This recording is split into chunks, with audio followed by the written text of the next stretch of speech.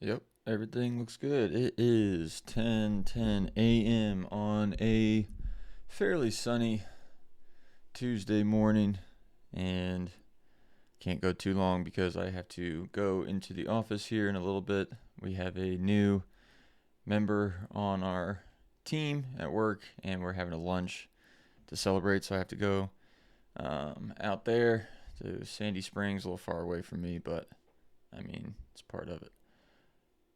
Yeah, so this morning I did a meditation where I um, looked at a couple different things where I focused my attention on my breath internally, where I closed my eyes, and then after that one breath, I opened my eyes and looked ahead at something. And I just picked whatever my eyes landed on first, and then I would look at that thing intently as I did another breath.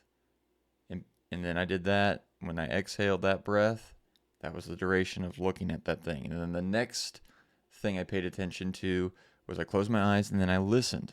We had the window open because we have a catio, which is basically an outdoor structure that you can set up to a window so your cats can kind of go outside without, running wild. They're enclosed. And so I could hear the birds because the window was open because Cooper, our cat, was out on the catio. And so I would focus my attention on the sounds of birds and the rustling wind outside for one breath. And then after that, change attention to the breath itself again, back to the first thing I was paying attention to, and I would just cycle that way for like three different things I was paying attention to. My inner body on the breath itself, do that for one breath, open my eyes, look at something, and then I kind of pay attention to whatever it is I'm looking at. That's my new home base or point of attention, is the vision or sight. And then third was, whatever I heard. So it was different in the sense that you're kind of focusing on three different sensory inputs: uh, sensation or feeling within the body, vision, what you see, and audio.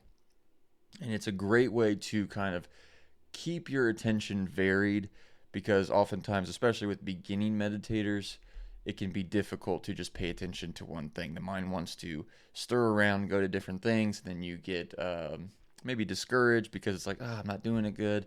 But if you kind of switch your home bases, you are more able to stay on it because you are your brain's getting a little bit of a variety of things to do. So it gives it that kind of attention to chew on while you're still focusing away from your thinking mind. Now, I like doing it especially because I meditated for a while, meditated for 6, 7 years now. There's something to be said, and this is what I'm about to look up because I don't remember the answer. I've looked it up before, but basically, I have this feeling when you focus your attention on multiple things, whether that be the body, sight, and sound, and you mix up what you're paying attention to, you're working different parts of the brain. I don't know the names of the parts, but I remember that, like, you have an auditory system, you have visual cortex, and you have a sensory input. All of those are different areas of the brain working together, and so it just, I don't know. It's like I think that if you do that, you get to activate different parts of the brain, and if different parts are activated, you can maybe get more connections across your brain. I might be spitting ignorance here, but that's why I want to look this up. So let me open up a tab here and share my screen. So bear with me. I should have typed this out already, but in my morning meditation, I switched between three different home bases, points of attention. I focused on the sensation of breathing, inner body. I really don't need to do that. Why did I say the inner body? That they know that. Vision, sight slash sight, and I'm doing it again, and then listening slash audio. Paying attention to each thing for a duration of one breath. My question is, Is there any benefit or synergy thing going on when you are activating different parts of the brain, sense, sight, and audio like that? Is there a what's that effect? Is there an entourage sort of effect? I say entourage effect because this is bad, but basically, if you combine when you smoke weed, if you combine different kinds of weed together, you get what's called an entourage effect, where you get the benefits of different kinds of weed, and it creates a more holistic, if you want to call it that, a fuller experience of being high. Um, Entourage sort of effect. So I'm wondering if that's kind of the same thing here, where when you activate different parts of the brain, there's a different kind of feeling. So let's see what this says. I should have typed this all out before, but here we are. And as you can tell, I could probably say that in 2 sentences. My wife gets on to me all the time for when I ask questions. I give it way too much details. But let's see what it says here. That technique, shifting your focal point with every breath, is a sophisticated way. Oh, thank you. Is a sophisticated way to train what meditators often call mental agility or cognitive flexibility. While most beginners are taught to anchor to one thing, oh, I was telling you guys the opposite. I was saying that if you're a beginner, maybe to do this because it keeps your attention better, but I don't know. What you're doing is more a high intensity interval session for your awareness. There's absolutely a synergy happening. Here's how the entourage effect works. Neurological cross train. So when you switch from somatosensory, so the breath, body, visual, and auditory, you aren't just relaxing, you're lighting up different neighborhoods of the brain in rapid succession. Right. So I can't say that word. Somatosensory cortex, activated by the physical sensation of breath, visual cortex, audio. By cycling through these every breath, you are preventing neural adaptation. This is the phenomenon where the brain tunes out a constant stimulus, like the feeling of your clothes or the hum of a fridge. By constantly changing the target, you keep the brain in a state of high alert presence, making each sensation feel fresh and vivid rather than dull. And I guess that's what my point was, is that you keep it fresh, and that can help you if you want to meditate. Yeah, because it's like anything else. If you're watching TV and then you got the washing machine going, at first you hear the washing machine if it just turned on, and then after a while it becomes dull. You get used to it.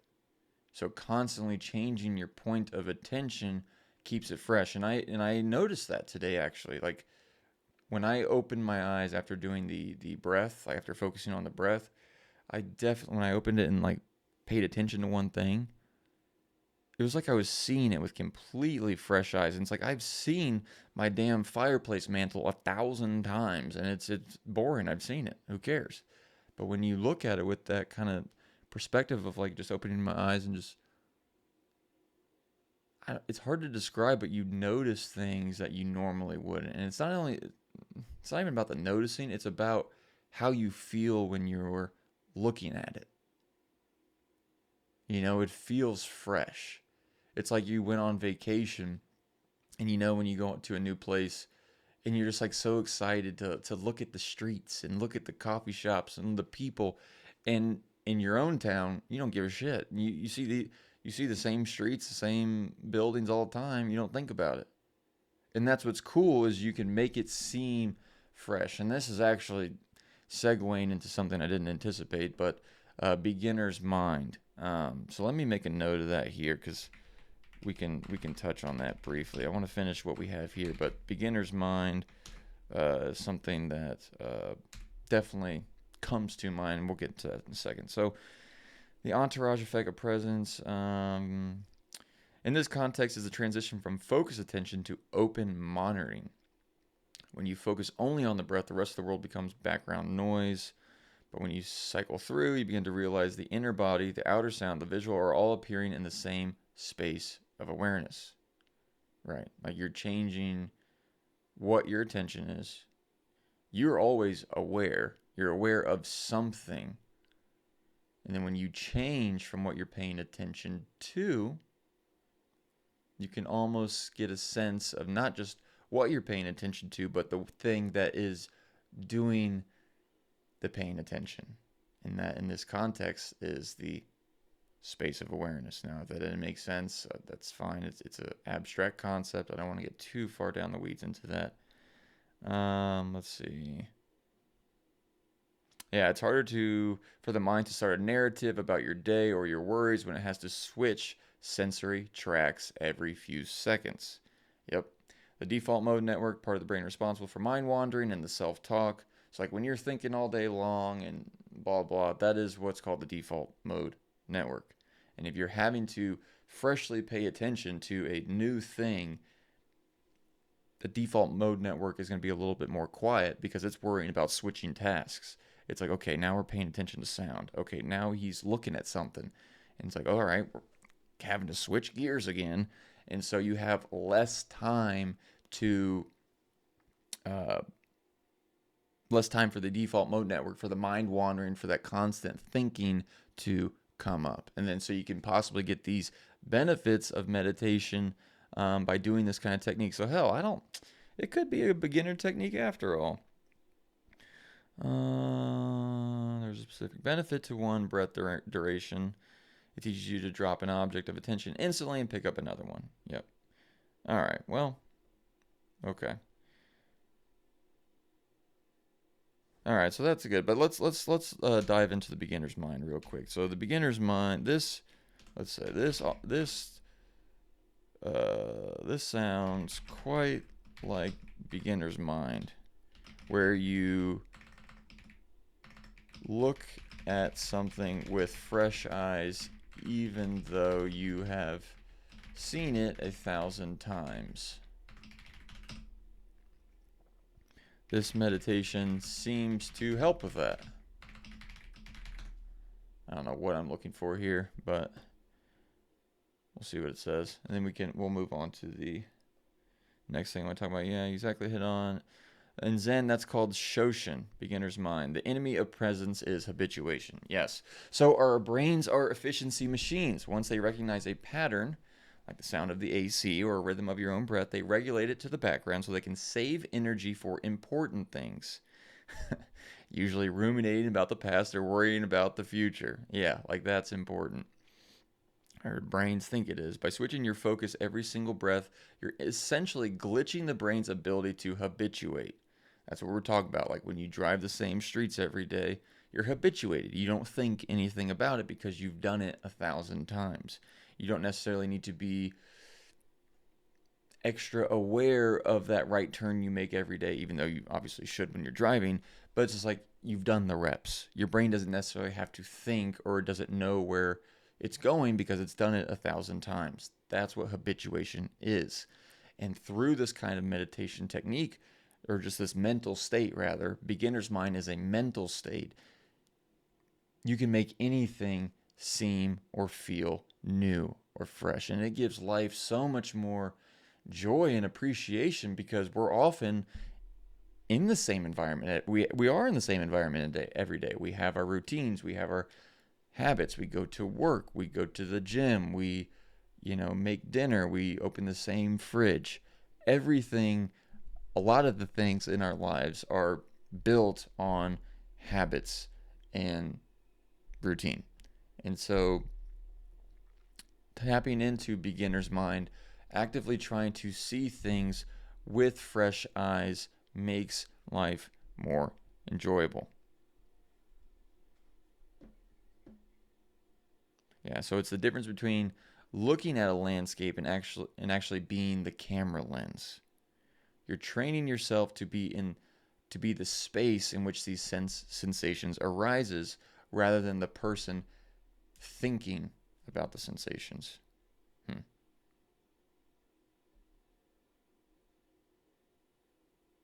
Yeah. Actually, that answer. Wait a minute, did I miss over it? Oh, I skipped right past it. All right, my bad.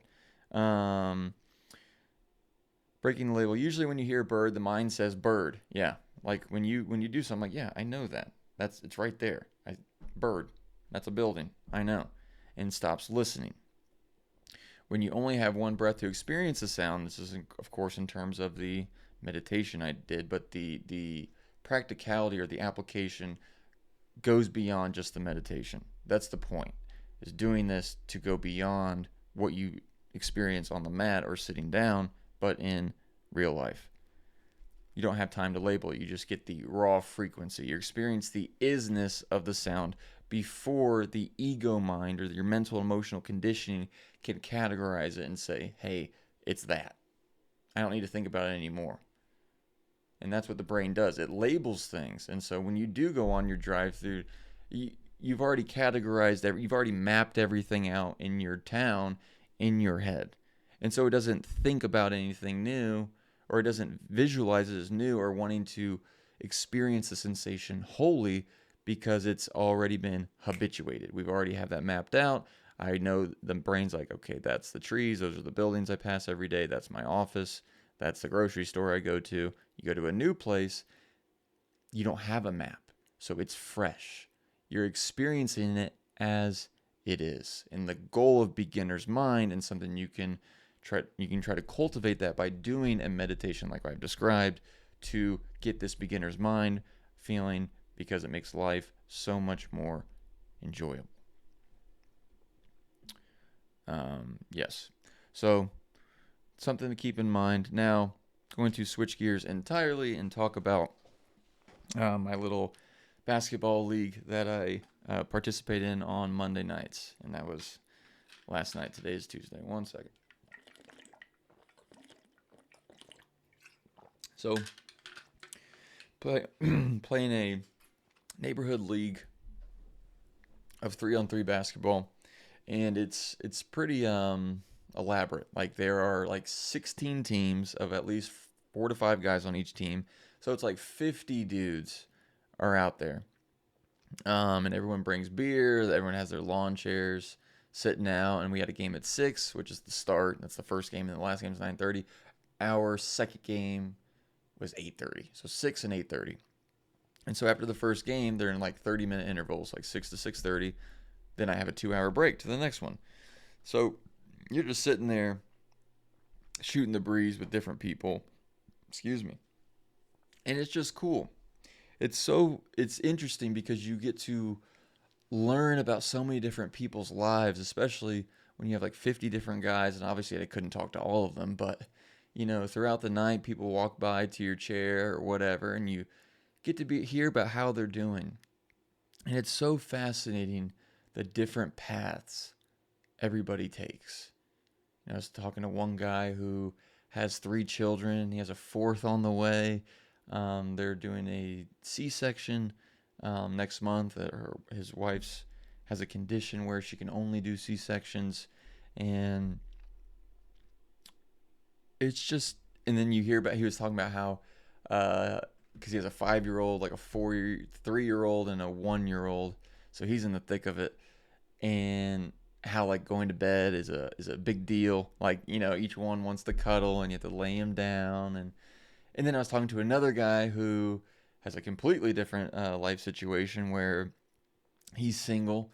He and his buddies own this like hip clothing store in Atlanta, and they've expanded into Athens, the town where the University of Georgia is at.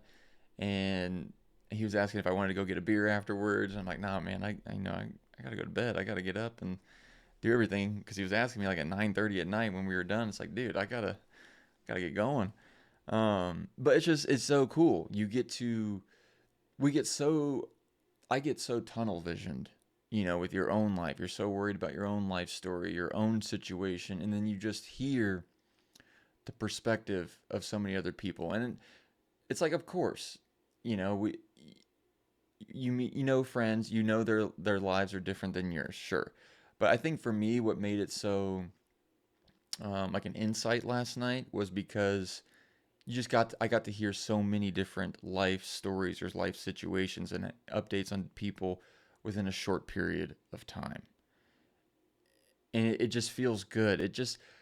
I don't know, it's just comforting that like everyone's doing their own thing, and it almost just gives you permission, like, hey, I'm doing my thing. and that there's no one right way. It's not like everyone said, "Oh, I'm doing this way, and we all have two kids, and like everyone had the same life story." Not at all. It's the exact opposite, and it just made me think of how like for most people, while you're growing up is different, the different experiences, the different parents' upbringing, values been instilled of you are different. You kind of have the same trajectory in the sense of that you're going to school and doing that thing till you're 18.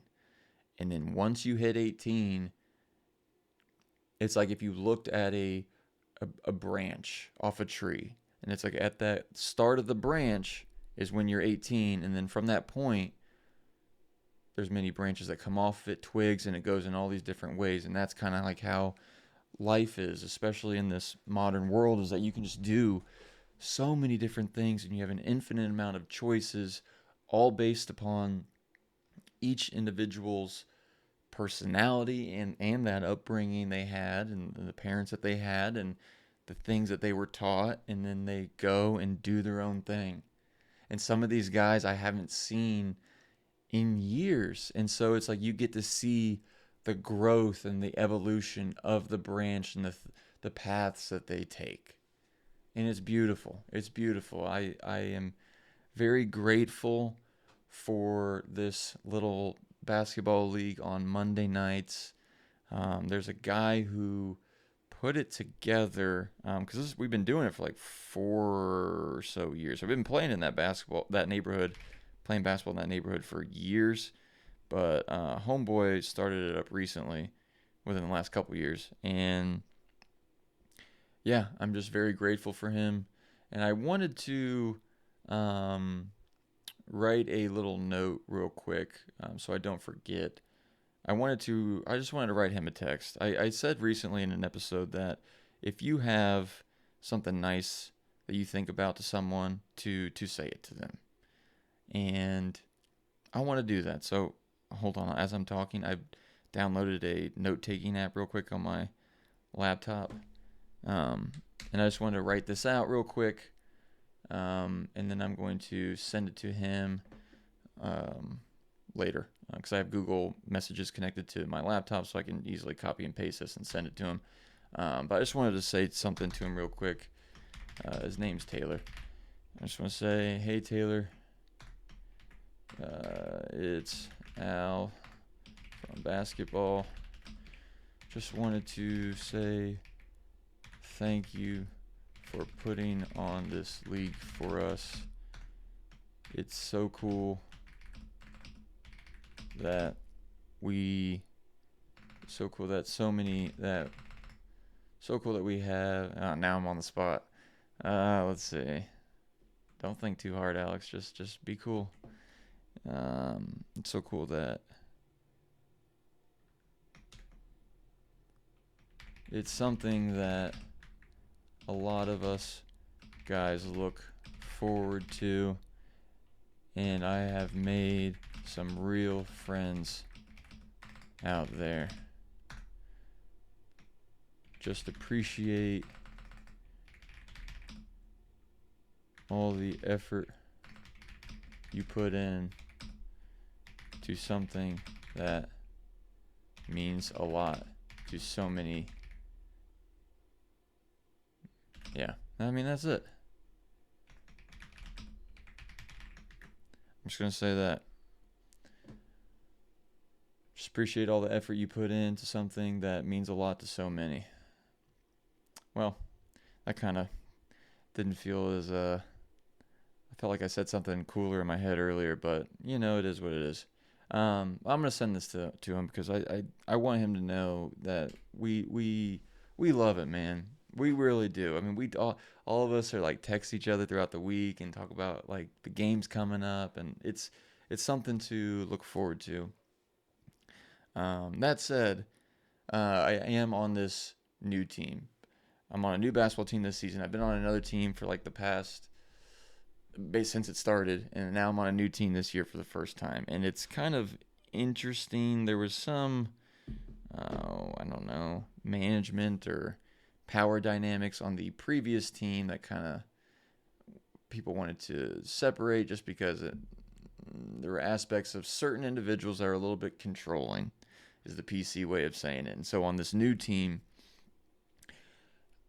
whatever it is I've been kind of seen as the leader, and I don't want that. I don't want to be the leader. I want us all to be completely equal, and we all have our own say and make contributions. And like, because it's 3-on-3 and we have 5 members, 2 people have to sit out right at the beginning of the game. Like, and sometimes it's like, well, who's going to sit out this game? And then they joke around, my teammates do, and they're like, oh, Coach Alex, who's going to do it? Listen to Coach. And like, obviously they're joking, but at the same time, I mean, that's the first thought they had. And I don't like that. I ain't the coach. I'm not the coach. I don't want to be. And so I say that because I think it's important, because I'm honestly kind of the leader. I'm not going to lie. But I don't want it to come across that way. And I want everyone to speak up and everyone to have a voice and everyone contributing. And so my thought is that the different things that you kind of do to be the, just to coordinate to make sure everyone, like, who's going to be in this week? Like, are you going to be able to make it to the games? Or, who's going to pick the lineups? That kind of crap. I'm thinking I could just delegate and, like, you're in charge of this, you're in charge of that.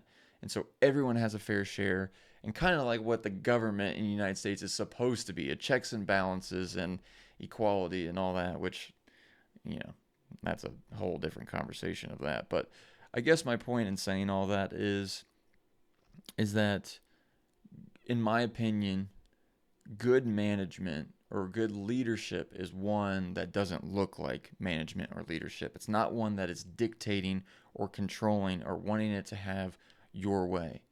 If anything, I argue that it's the opposite. To be a good manager or leader, you listen to your people. You give them the voice. You put them up on a pedestal, and you listen to what they have to say, and you try to serve their needs.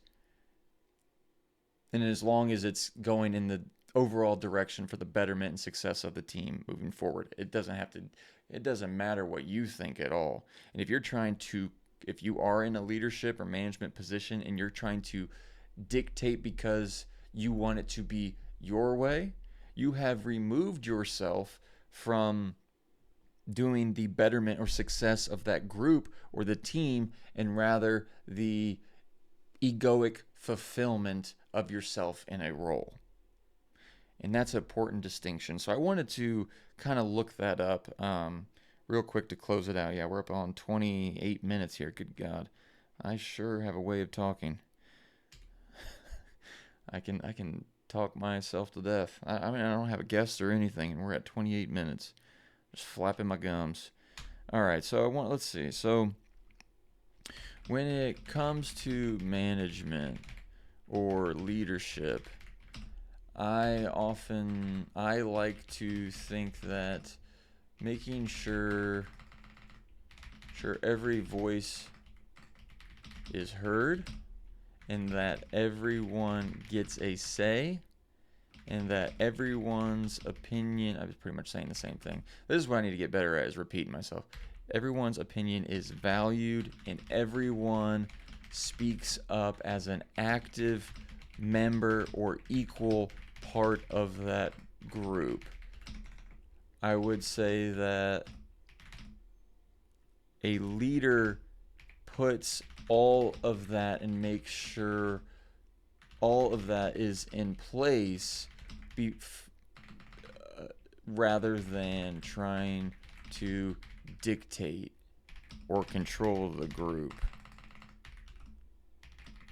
So now I'm just going to ask, is this an approach in leadership? In leadership, management, strategy, is this a common way to do things? Common or good way to do things? Let's see what it says. Yeah, democracy, baby. Yeah, I figured. Well-established and highly regarded leadership philosophy known as democratic or participative leadership. In modern management, this is often considered one of the most effective ways to build high-performing, resilient teams rather than the traditional command and control model. That sucks. If you have the bosses that you have, and they say do it this way. Why? Because I said so. Like, yuck. You hate working for those people. And it's the ones that are chill and like let you talk and value your opinion. Those are the ones that you want to work for or want to just be around, you know? Why this strategy works. Management research generally supports your instinct for a few key reasons. Higher buy-in. When people feel they have a say in the decision-making process, they are much more likely to support the final outcome, like the thing everyone's working towards, even if the decision wasn't their first choice. Yeah, higher. That makes sense. So like if everyone does have a say, if everyone's opinion is valued and everyone gets to participate and contribute to the overall movement of the group, then when things maybe don't necessarily go their way, because there will be times when things don't. You know, that in any team, in any social dynamic where people are working together, no one is going to, like, five fingers or five people. There's no way that everyone is just going to agree on every decision every single time. And if you think that they do, give it more time, and there will be a situation that causes that a person to not agree. So when that happens, they're more likely to buy in because they understand, like, okay, I didn't win this one, or okay, I don't agree, but I do get a say in other things. They're subconsciously thinking that. And so they'll go along with the decision without much resentment. Otherwise, if you're constantly controlling, constantly dictating, and then there is a situation that you truly believe as the leader should go this way and they disagree, they're going to be resentful. They're not going to buy in or go along with it as easily because they never get a say. You see what I'm saying? By ensuring every voice is heard, you catch blind spots that a single leader might miss. Right. Yeah. For sure. That's why collaboration in teams and work in companies, or in companies, everyone's moving to teams. You move to teams because if everything's just on one person, things are going to get left out. The more reviews, peer reviews, and more like different checkpoints of checking your work and validating and asking questions and bouncing ideas off of, the more accurate and the better overall output you're going to get, because it's not just someone in their own head maybe going in one direction without um, thinking outside the box or seeing a broader picture, because we can often get so tunnel vision with our own thoughts and our own ideas, and we should do it this way, realizing that the way we do it is, of course, not the only way or the right way.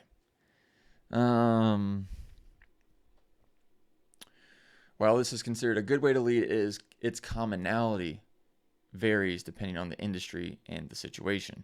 Okay, interesting. So this democratic style leadership facilitates input. Leader facilitates input from all members before deciding. High for innovation, morale, and complex problem solving. Autocratic, leader dictates all methods and processes. This is, good in emergencies. Or with, that's fair. That's fair.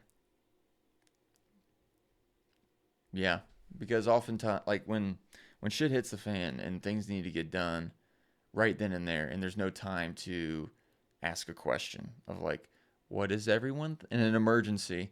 You know, like my wife, she's a nurse, or my mom, she's a nurse, and she's been a nurse for damn near 40 years in intensive care, and shit hits the fan. People are dying. You know, people could be dying, and you don't have time to, okay, now what does everyone think as this person's like bleeding out or whatever the case may be? You have to act. You have to get on it.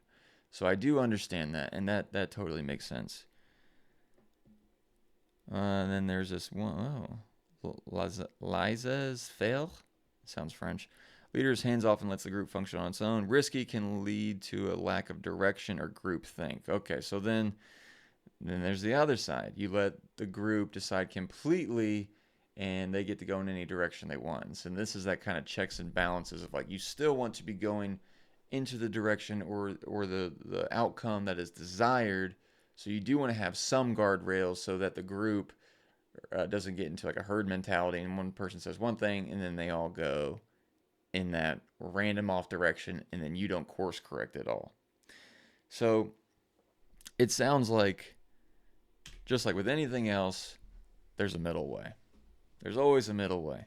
There's a checks and balances. You don't want to be an authoritative dictator and control because then people will resent you. But then you don't want to be so hands off completely that, you know, we forget about the mission, the high level objectives entirely. Interesting. And I learned all that from just thinking about my own little 3-on-3 basketball team. That's pretty cool. Yeah. So where are we at? We are at 35 minutes. Your boy is a chatterbox. I believe that is all I have for today. I do have, if you can see behind me, this weird thing. This is called a tatami mat. And it's I got this, excuse me, crazy idea, which I'll go into in the next episode. Basically, how floor sleeping can be very beneficial to your back. And apparently Japan, they've been doing this for hundreds of years. And so I got this floor mat behind me, and then you have this like little trifold mattress that's in another room. And I got this on Amazon, and I'm just letting it like kind of air out and expand back to its full size. Apparently this is just better for your posture and for your spine alignment. And then I learned about putting a pillow under your legs as well to keep the spine, or to keep the hips loose. And ever since I did that, the pillow under the knee thing, I noticed that my hips are tight like a lot more often than I realized before. Like right now, my hips are in a tight position. You can't see it, but like when you're sitting down, your hip flexors are fixed and they're tight back. And this just opened a can of worms of things I didn't know. And that's what we'll be talking about in the next episode. So if you give a shit about posture, or, you know, your body not hurting and getting old and feeling like crap, might be something to listen to. All right, thank you guys for stopping by. I will see you guys next time.